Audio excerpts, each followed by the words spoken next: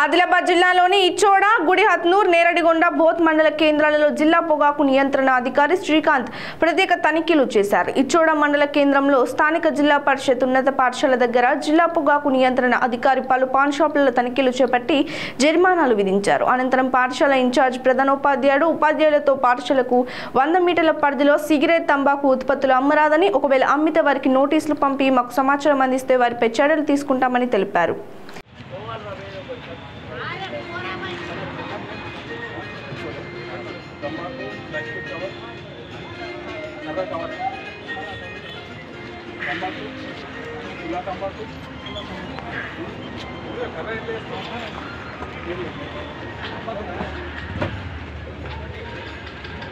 No smoking board ఎందుకు పెట్టలే?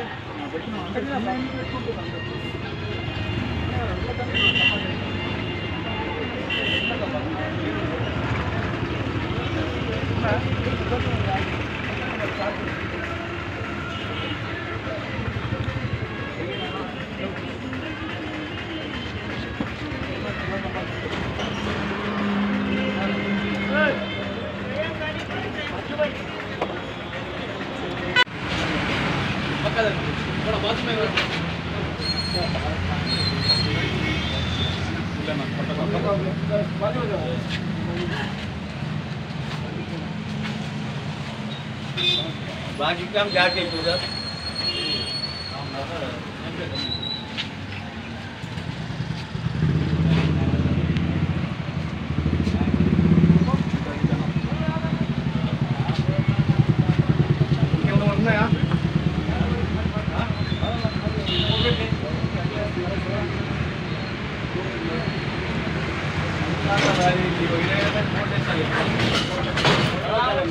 ఈరోజు ఇచ్చోడ మండల్ని విజిట్ చేయడం జరిగింది.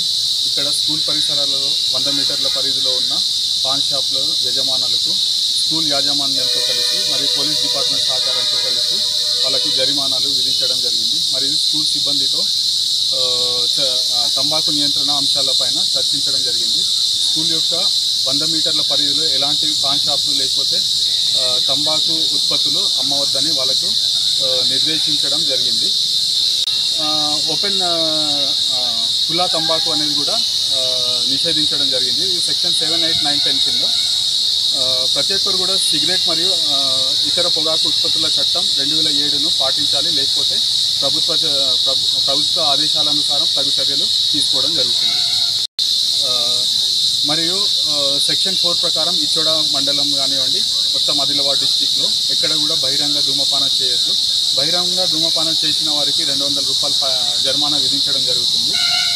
సో పొగాకు ఉత్పత్తుల ప్రచారం నిషేధించబడింది. ఎవరు కూడా పొగాకు ఉత్పత్తుల ప్రచారం గోల్డ్ ప్యాక్ స్టిక్కర్లు అవి ఎవరు కూడా వాళ్ళ షాపులకు అంటించద్దు. అంటిస్తే వాళ్ళకి 2 సంవత్సరాల జైలు శిక్ష లేకపోతే 5,000 వరకు జరిమానా విధించడం జరుగుతుంది. మరియు